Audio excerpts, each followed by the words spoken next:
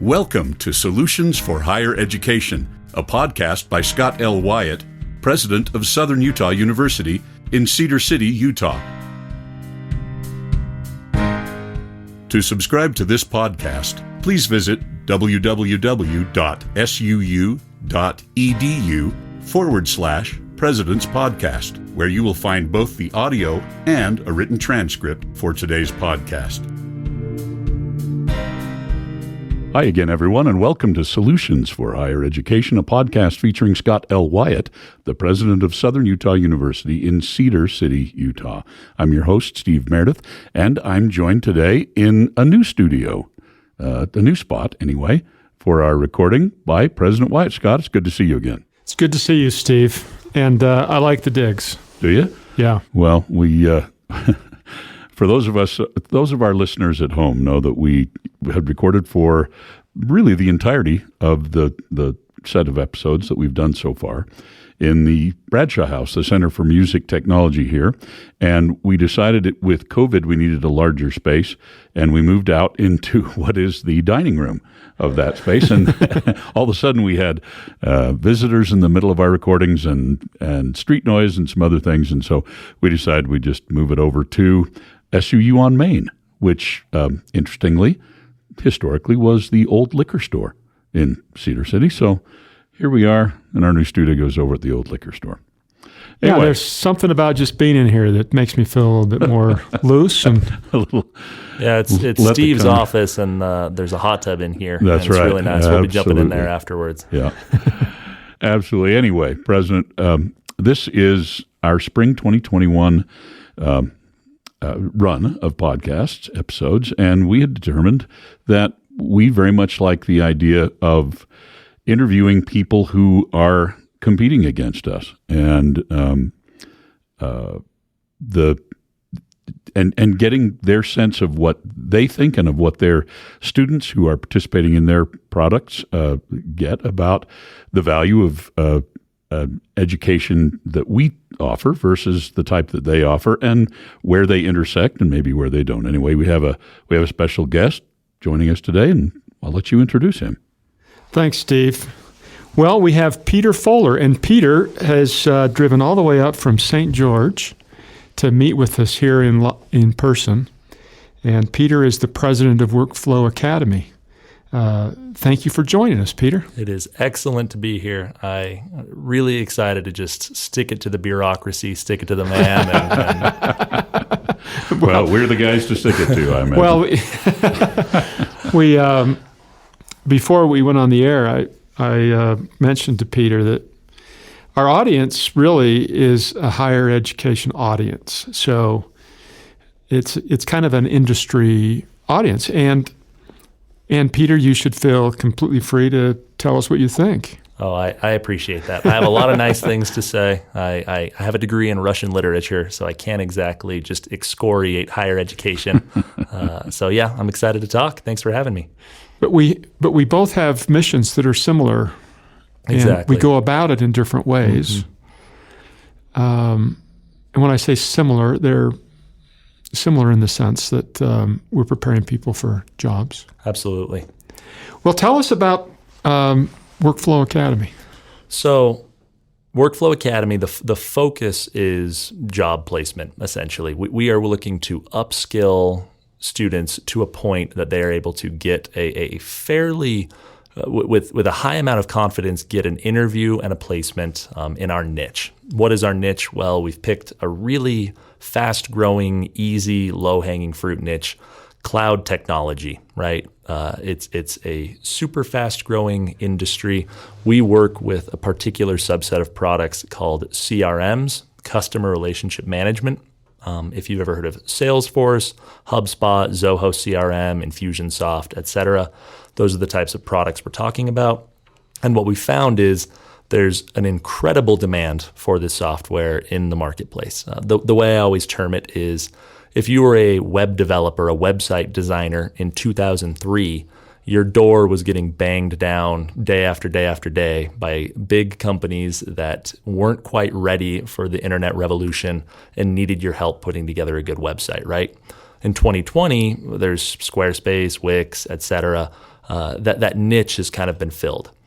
I consider our niche of cloud-based technologies for automating and organizing a business's processes.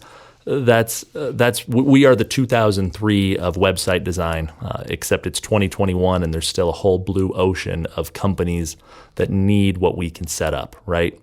That's really the vision, and with that vision and with that demand comes an immense demand for human capital, an immense demand for people that understand how to set up and implement these systems. We fill that gap. Rapid training, 30 to 100 hours currently. We are going to expand that out probably to a max of about 200 hours.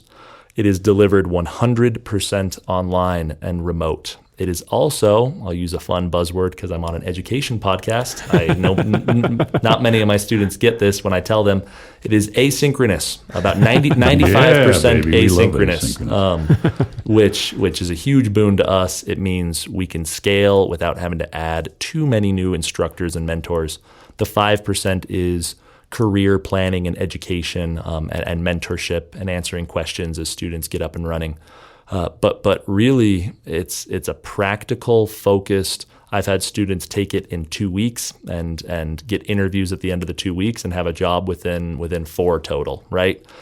So that I guess is what I pit against the 4-year degree to say we have a turnaround time of potentially a month up to 3 months.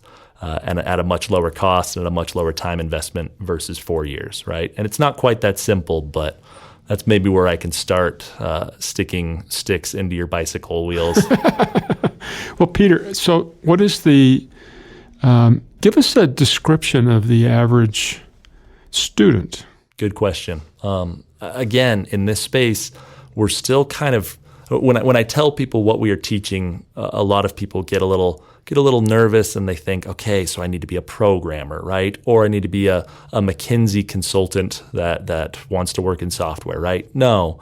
Since this software first came out maybe 20 years ago, over time, so much effort has been put into making it far more easy to implement, right?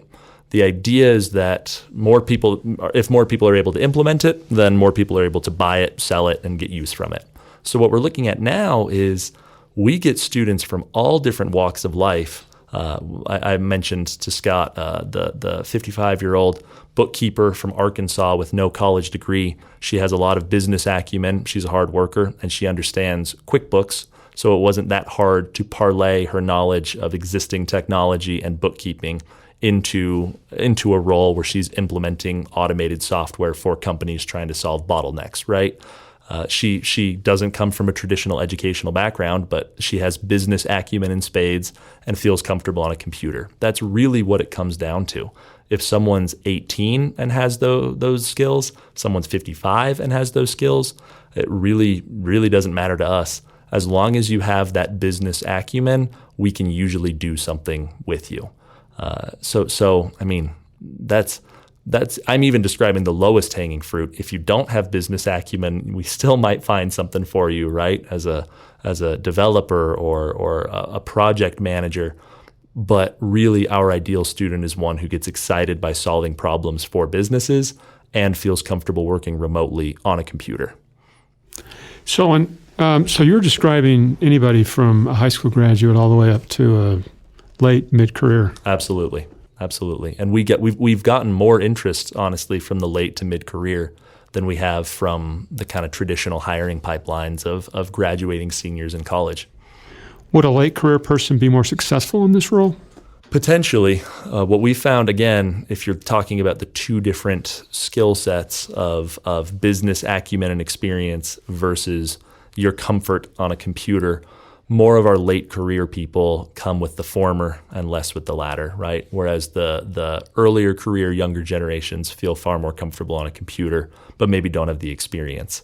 But again, the other thing to say is our niche is so talent starved. There's been not nearly enough effort put into finding, and I don't hold higher education culpable, but the fact remains that there's a huge gap, and so you don't necessarily need to be a perfect candidate.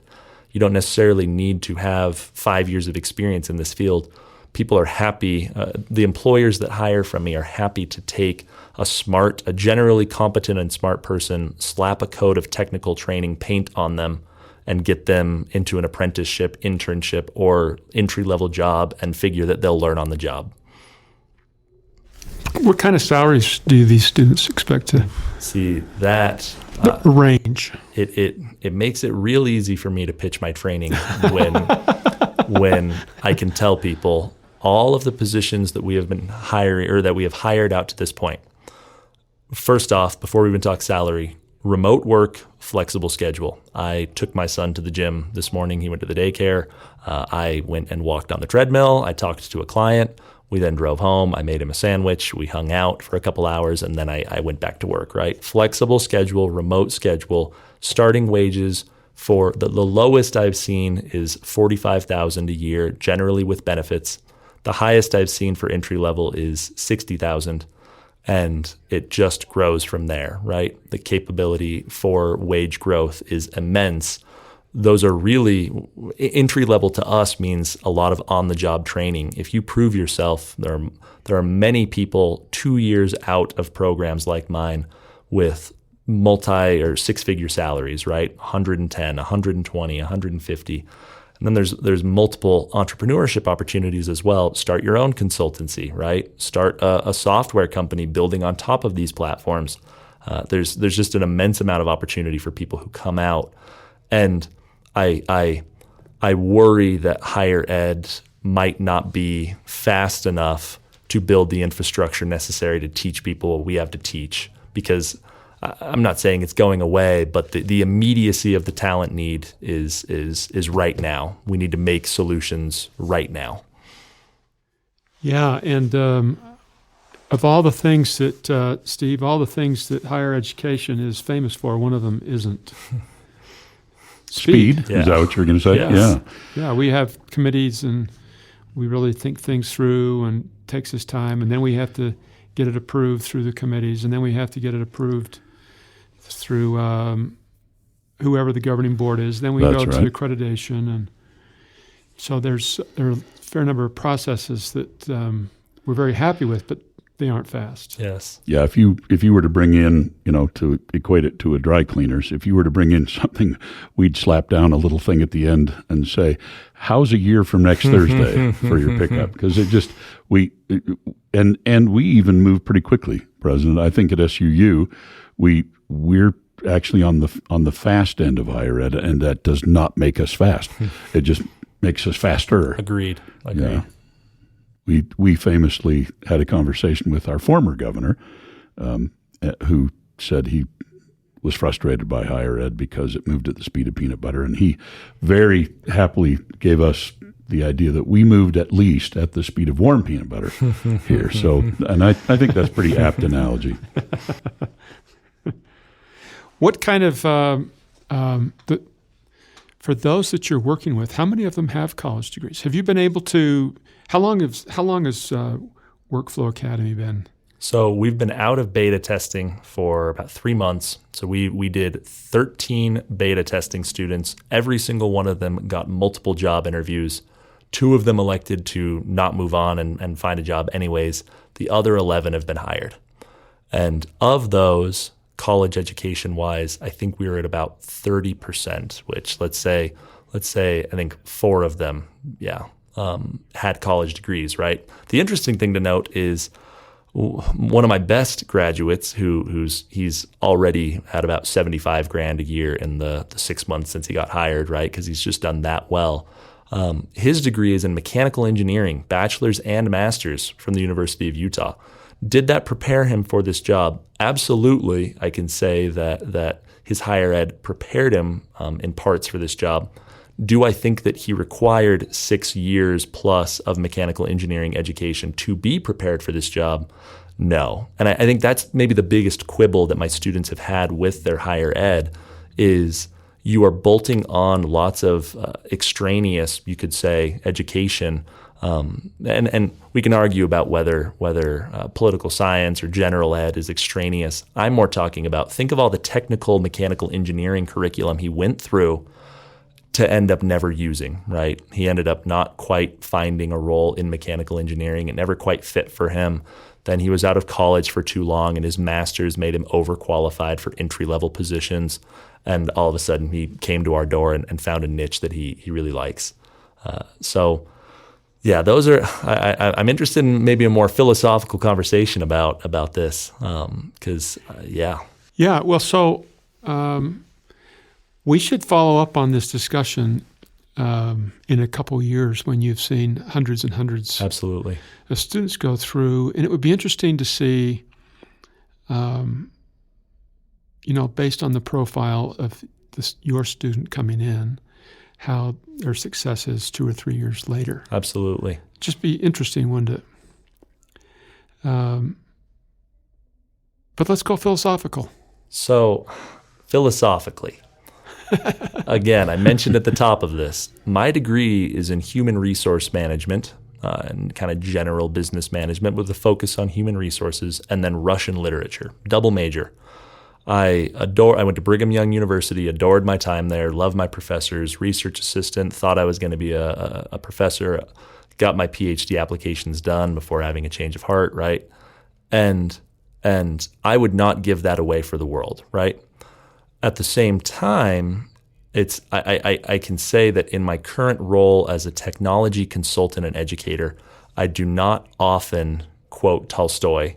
And if I do, it's more for rhetorical flourish than for any actual use to the person I'm talking to, right?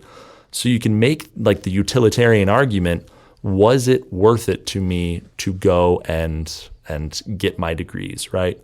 Was it worth it to me? Could I be doing what I'm doing now without having taken the courses that I took and gone through the entire saga of my education? I mean, we can banter. I think that I needed that education. It made me a more whole person. But again, I wonder, did it have to take 4 years, right? Did it have to take 4+ years? Is there some extraneous element of that coursework that I could have lopped off without any detriment to my future career or personal success? And I think there's a case to be made there. Yeah, there's a couple reasons, and this is a philosophical discussion we oftentimes have within the university amongst ourselves, which is, what is our mission, right? And one of our leading missions, of course, is to prepare people for jobs, and another one is to just prepare people for good citizenship, to be participants in democracy, to develop an understanding of other people and ideas and places and things, so that the world gets to be a better place. And we seem to have done spectacularly well at it. Yeah, and you understand Russian literature, so your outlook on people from that part of the world might be more informed than somebody else. Absolutely. So we've got a couple different missions, but let's just stay on your track for now. And I'm neither Steve nor I are doing what we were trained to do. What were you trained to do? I know Steve was in music, and I mean, he's running a podcast recording right now, so kudos to Steve's music education. Yeah, that's right. But to be fair, part of my music education in my life was recording, right? Yeah. But I did not get any of that from the universities I attended. See, that's fair. Yeah. And so I often, in fact, Scott and I at a previous institution partnered on a commercial music degree where he was the president and helped us get it prepared and approved. And when I sat down to write that degree, I thought, well, I'm going to write down 25 things that I wish my university degree had told me about being a professional musician. And I stopped when I got to 63. And I thought, oh yeah, we really do need this degree program. Yeah. And so anyway, it's not just the length, it's the accuracy. Absolutely. Even when we purport to prepare Yes. someone for a lifetime of work in a certain area with a degree, we very often miss fairly wildly. Absolutely. Either because we don't know exactly anymore what it takes to be part of that industry. The people that are teaching are too far removed from actually doing Yes. it, or we simply don't have any interest in really providing that kind of nuts and bolts Yes. education. We're theoreticians, not tacticians. Absolutely. And that is where I see, again, from the standpoint of a businessman trying to make money, helping train people up to a certain level of competence, the thing that higher education does so much better than I can do is A, general preparation, but then B, getting outside of the idea of student preparation. You guys provide an incredible administrative bulwark to funnel smart people through and make it easy for me to come out at the end and pick up generally competent people. And maybe it's a crude metaphor, but slap an extra coat of technical training paint onto them to make them employable, right? So if I were to say a massive opportunity that I see, one that makes me try and partner with SUU and with other universities, I want to tap the immense talent pools that you've done such a good job of preparing. And the implicit message there is you've prepared them 80% of the way, right? But in many students' cases, I mean, even in my own, I was prepared extremely well, but I didn't have that final, call it a niche, call it a unique skill set, call it a marketable skill set. I didn't have that final little oomph that goes onto a resume that makes an employer feel like, okay, this person understands what work is like in my industry and I would like to have them, right?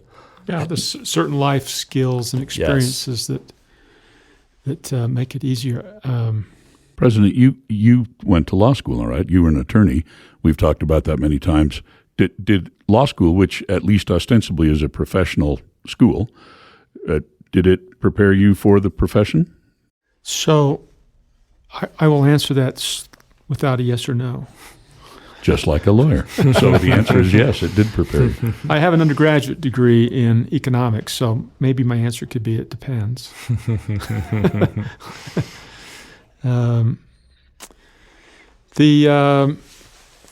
When I started into law school was still basically theoretical. Mm-hmm. There was just starting, it had just really begun to do some kind of internship type experiences. And I jumped into one of those, and so I went down to the Salt Lake City attorney's office and prosecuted a couple cases under the guidance of a full-time prosecutor. And it was just because it was something I was interested in doing for experience. It wasn't that I was interested in being a prosecutor at the time.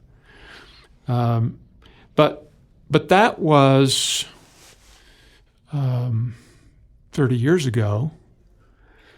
And I think that law schools are just a little bit more helpful on careers. But when I went to law school, there wasn't a single job on running a law office. How do you bill? How do you do any of those kinds of things? It was purely theoretical. And I recall in a property law class with the professor going on and on about some archaic rule from Old England. And someone said, what's the rule today? And he gave the student this weird, my fellow student gave him kind of a weird look and said, why do you care? And the goal of the faculty member was different than what we thought. And we were probably both right and probably both wrong. But the professor was trying to teach us to think like a lawyer. Yeah. And we were trying to learn how to practice law. Yes. And that analogy with you, that we probably both can benefit from each other. Absolutely. But we need, in higher ed, we need to learn more on how to do what you've done. Yeah. Which is, how do we pivot quickly? How do we develop programs to keep up with a rapidly changing market?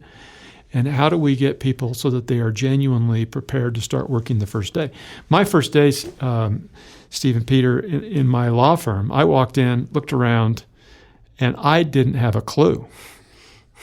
Right, you had to ask the I went to the paralegal to. Yeah, we didn't even really have paralegals. We had what you could call a legal assistant, but I had to go to her and say, "Help me figure out how to do this." And she could help me with the forms, but she didn't know the deep thinking behind. You can make the argument, again, putting this back into my line of work, you can make the argument that a 4-year degree doesn't prepare a student at all for what I'm doing, right? For what you need to be able to do to understand a business's processes, find the bottlenecks, and be able to find software solutions that help solve those. And you can make the argument, hey, if you had a single class in college of actually you are setting up a demo system of this, then cool, you have the skill. The thing that college provides that I'm forced to admit, you can't only get it at college, but it definitely engenders this skill is, what about the brain to be able to look at a business and isolate those bottlenecks, right? You still need the skills in software to build the software to fix those bottlenecks, but to be able to recognize them in the first place, process-based thinking, writing proposals, it's an easy argument to make that college doesn't prepare, but you do in a more, I guess, nebulous way that's harder to point exactly to, but you know it when you see it, right?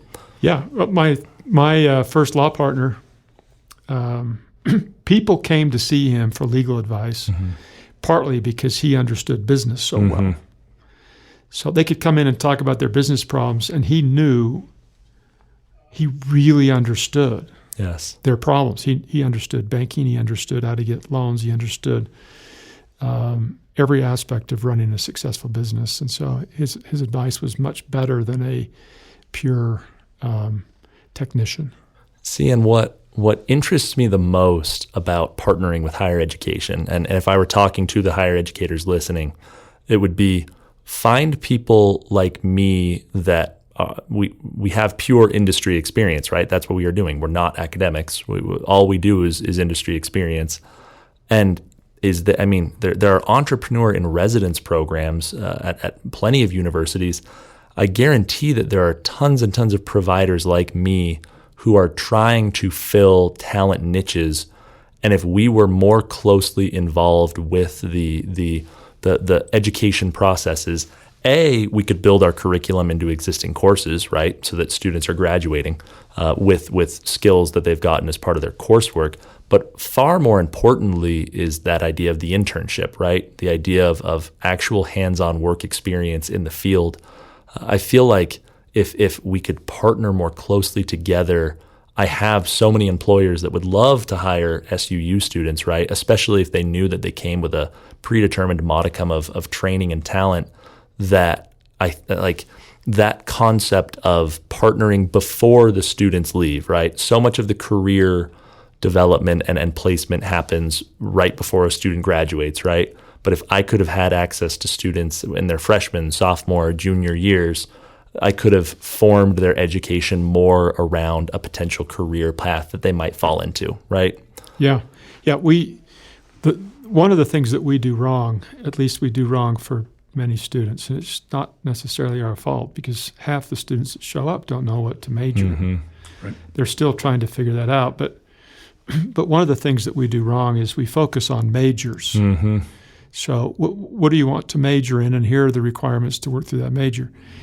We should almost have majors as an afterthought. Yes. It should be, what do you want to do as a career? Yes. And then let's design the pathway to get there, because for me, there were 50 majors I could have pursued to go to law school. Right. Absolutely. And that's, again, to me too, sometimes when I'm posting jobs to higher ed, a lot of you use Handshake.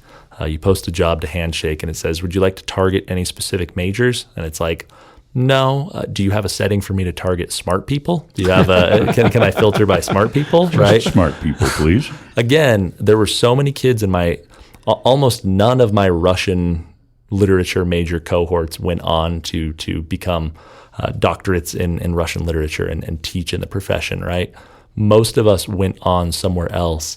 And that, I think you're absolutely right, Scott. I think that if I had been able to get into college and say, instead of a major, these are maybe some careers that interest me that I would love to do a 3-month internship in. It's kind of that idea of a road you drive down. You're either going to like that road and keep driving, or by driving down it, you'll realize this is the wrong road for me. But so many students don't even get close to answering that question until they're at the end of their college or even after graduation. I was thinking on the drive up here about people I know of in their higher education experiences. I have a good friend, just graduated with a degree in English. He worked as essentially an orderly at a mental health hospital, enjoyed his work, enjoyed working in mental health, right? But kept saying, I'm not going to stay in mental health. Like, this is not my career. This is just a job to get me through college. But he never quite found an internship or an opportunity that developed and worked on the skills he got in his degree path. And so guess what he did when he graduated? He stayed as an orderly at the mental health hospital, right? That's what he knew.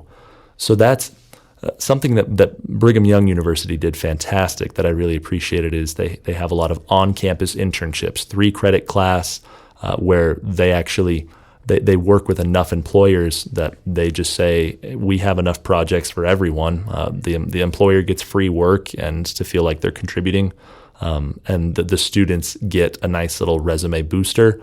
And it's not, again, it's kind of a forced thing almost. You don't have to be a proactive student to go out and find it. The university says, we've attracted enough for you. You have to do this. It's for your own good. And I think they get rave reviews. I think it's an awesome program.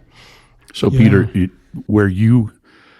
we talk about this actually all the time in our realm here, and we have had, I think, a legitimate excuse being in Cedar City that we're not surrounded by a bunch of industry. Ooh, right? That's about to change. Yeah, that is changing. So Steve. I'm particularly interested in your thinking about that because your whole world is remote work. Absolutely. And what does a remote internship look like? How does that work? A remote internship works, honestly, I think, better for many students than an in-person one.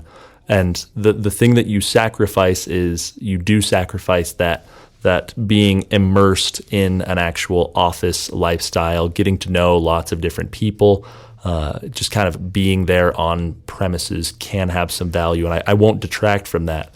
However, being able to work essentially a fairly flexible schedule according to your school schedule, being able to, with the interns we've brought on, we talk with them 2 or 3 times a day, one-on-one. We do make it a point to bring them or fly them out if we need to in person at least once in their internship, right? That flexibility allows us to tap talent pools in literally any university or any city or state in America, right? And it allows also, I'm going to get a little bit technical, but I want people to capture the vision that I have for this. In a niche like mine, there are total over the next 3 years, I'd say between 5,000 and 8,000 total jobs that will be available for the people that are smart enough to get those jobs, right? If I disperse those 5,000 to 8,000 jobs out across all of America, then I'm going to have a couple people in Oklahoma, a few in Chicago, right? And it won't make any real major impact on any one geographic area. But if a university like an SUU or a Brigham Young University, or especially the smaller schools that don't have a lot of industry surrounding them, that are looking for kind of a differentiation factor, if they pushed and said, hey, if we're smart enough and move fast enough, we could get 500 of those 8,000 jobs by achieving economies of scale, by having coursework and bringing on instructors and having certification programs and running an internship program through here. I'll pose the question to you guys. What would be the impact of 500 new tech internships and follow-on full-time jobs? What would be the impact on the SUU career placement metrics if I dangled that carrot out there? It'd be pretty big. Especially in Cedar City, yeah, right? It's pretty big. And that's that's the opportunity that I feel like a smart institution is going to jump on. Scott made the point when we were talking about this before. The problem with niche education is what happens when the niche dies out, right? I'm describing a niche. The good news, I guess, in my particular niche is I can guarantee that for the next at least 20 years, skills in remote work, cloud computing, computer, and business acumen, that's not going to go away, right? Those are skills that don't go away. So I feel like we're kind of it feels a little 1849-esque gold rush, trying to find the right outfit, trying to find the right tools to tap this market. The old gold rush. Exactly. I've actually been reading about that right now. And I think in many ways, this realm that we're working in right now that we're talking about is sort of the wild, wild west. Absolutely. For higher ed. These types of partnerships. And well, yeah, you're being forced into uncomfortable positions with this whole set of podcasts exactly. is going to be an uncomfortable position. You're being forced to engage with 26-year-old Peter, who built a site in a few months, right? You have entire institutions and years of thought that's put into your curriculum and armies of professors and curriculum developers, and I'm coming and saying I can do that much faster and much simpler and deploy it much quicker, and it's uncomfortable for both of us, right? Because we maybe won't talk about all the concessions I've had to make that you guys do a lot better than I do. Maybe you do want to talk about that to assuage some bruised egos that might be listening. But yeah. I don't think we've bruised anybody's ego. These are good conversations. Yeah. Well, let's see. What advice have you given us? You've told us, if I just read into the whole discussion, what have we got to learn? One of them is we need to find ways of creating programs more quickly. Absolutely. We need to find ways to help students, even if a student is studying Russian literature. Yes. We need to help students figure out a pathway so that they can continue to read Russian literature after they graduate. Absolutely. A job, a career, something that gives them the stability that then they can have leisure time Absolutely. to continue to study and read. Absolutely. So that's actually a really interesting thing. We talk about the fact that general education serves a variety of purposes, and one of the things, Peter, that you mentioned, which specifically was general education. Yeah. Should it take that long, and so forth, and should we be doing it? And this is certainly a conversation that we have, but one of the biggest roles that I see is that general education must be such that it inspires a desire for lifelong learning. Absolutely. On that particular subject. So do you still read Absolutely. Russian literature? Right. Absolutely. You do it because you love it, right? Yes. And it's not part of your daily, grind. Yes. But you do it because you love it. And so helping people to find out what they love is actually a pretty big important part that the university has that's separate from career education, yes. right? And so it's Scott, you were a philosophy major. I know you still read philosophy. I know that's very interesting to you, right? Right. Yeah. And so, despite the fact it's not, it is part of your daily life too. You have many philosophical conundrums and lots of legal conundrums as a president of a university. But nevertheless, your love of the mind, the life of the mind, is one of your defining characteristics. So it was great that you were able to study that. Yeah, some people say, because I have a dual major, Peter, just like you, I had two majors. And some people will say, well, they weren't hiring a lot of philosophers when you graduated. And one of my answers is, I'm a philosopher every day because I think every day. And the founder of the first university, so far as we know, was Plato. Oh, absolutely. So Plato and I have that in common. That's right. We both studied Socrates. You both read Plato. We both read Plato. We didn't both read Socrates because Socrates didn't write anything. Didn't write, exactly. That's right. But we both studied Socrates. But that's an interesting piece, isn't it?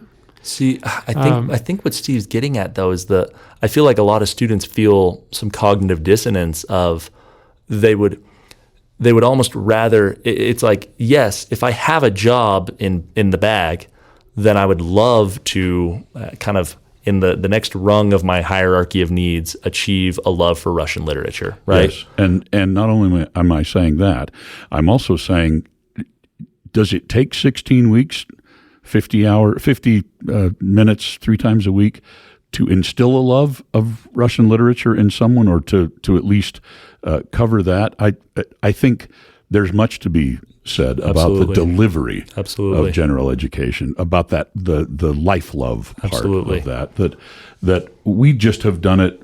We've done it the way we do everything else. Yes, we just do it in our very most traditional Socratic way. Yes, and maybe that's not the best way anymore. I don't know.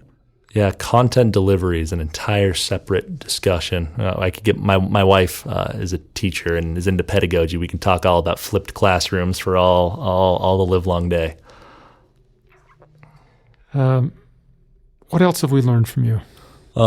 If I were to hammer in kind of the what I wish I could communicate to higher education, and I assume that this podcast will be listened to and implemented by every higher ed administrator in the country. So this is my big shot. I'd say that internship and or career focus, it does not need to be even an entire 4-year focus. Do not underestimate whatsoever the impact of a 1 or 2 month internship on the trajectory of an entire student's career, right? Of an internship, of a mentorship program where they get to talk and shadow people in industry. I think that again, it doesn't. The whole 4-year degree does not have to be an internship or always be focused on career. But far too many students graduate 4 years without any sort of industry experience, and they don't know where to go. Right. So that would be that's maybe the number one takeaway. The number two, and this is more a product of my being in a particular niche. I think that especially smaller institutions like SUU, nestled in smaller towns, need to, I'm sure you've all read The Innovative University by Clayton Christensen, thinking about competitive advantage and what is it that you strategically do better than other people. I think that universities more and more need to find niches. You can no longer just get by teaching a similar general ed curriculum, a similar business curriculum, a similar curriculum as pretty much anyone else, because those skills more and more are not enough to get people placed and get people jobs. I really, again, with the speed that we put together this curriculum and have seen success with it, I'm realizing there's no reason that at an SUU or a Brigham Young University or some of these smaller schools that there shouldn't be a program dedicated to cloud CRM development, right? And maybe it's not a major, maybe it's an emphasis, but I'm fairly sure I could take almost any of your business graduates and get them a job in my space, right? With the right amount of training and prep, get them a job in here. And I want to push you to find those niches. There are so many other niches like mine that if you find the right industry talent and bring them into your fold and say, hey, you don't need to write them a blank check, but say, hey, we'll cut through some red tape for you. I think there's a lot of good that can be done for the students at the end of it. Well, that's really interesting. And something for us, Steve, to continually remember. Indeed. Internships, in particular, massively important. And interestingly enough for me, and I'll give you this, I had what could be described as an internship when I was in law school, mm-hmm. and it kind of discouraged me from becoming a lawyer. Mm-hmm. And it wasn't actually until I was a lawyer that I said, I like this, mm-hmm. because the tasks that I was given as an intern were not at all similar to the tasks that I had as a lawyer. I was doing the grunt, undesirable work rather than the rewarding work, which was working with real people and helping mm-hmm. them solve their problems. And so I think one of the values of an internship is that gives us that experience, and it also helps us understand whether this is a career we want to go into. But we have to remember that sometimes the internship is a far cry from the actual job. Yeah, that's right. That's completely fair, and that's where I don't want to load your plate up too much with stuff you need to be thinking about. But it's often said that if you could give up your salary for the first 2 years post college and have a really, really, really good mentor as a boss, it would be worth it to you to sacrifice that short-term salary in order to gain someone who can help you build a much better career, right? Obviously, I don't want people sacrificing salaries, but mentorship on the job is, I would say that the mentors I had in my job had as profound of an impact in a much shorter time than some of my best professors. You've almost described medical school. Yeah. Because you go to school and then you go out and you spend a couple years just working for almost nothing. Yes. Super interesting. Yeah. Have you heard, I don't want to get down a rabbit hole, but I'm sure you've heard there's the Purdue, I know they were a university that did this, the income sharing agreements, where you get free tuition in exchange for an income share agreement on your first, I think, 3 years of employment, or until your job makes enough to pay off your tuition, right? I think it's like an 18 to 20% income share off the gross. So it's a ton of money, but it's ideas like that. And again, you mentioned medical school, where I think a lot of students would be thrilled to trade off some of they're trading off short-term gains for long-term success by going to college. I think a lot more of them would be willing to do apprenticeships like that and trade off the monetary gain in order to find something that they love and that has a lot of upward income trajectory. Steve, we've got enough to go another whole podcast on this. We did. We're probably running out of time. Peter, this has been super interesting. Well, thanks for having me. And at 26 years old, congratulations for starting a business and a successful one, where you're training lots of people who are getting great jobs. I appreciate that, Scott. And I'll be excited in a couple of years to hear more stories about the successes of your students, and then hopefully by then we'll be able to report back that we've continually improved on our side as well. I love that. I'll have you onto my podcast when I get big enough to start having existential crises about whether my model's good enough for my students. You've been listening to Solutions for Higher Education, a podcast featuring Scott L. Wyatt, the president of Southern Utah University in Cedar City, Utah. We've had as our in-studio guest today, Peter Fuller. He's the CEO of the Workflow Academy. You should check out Workflow Academy online. And we thank Peter for joining us. And we thank you, our listeners, for listening. We'll be back again soon. Bye-bye.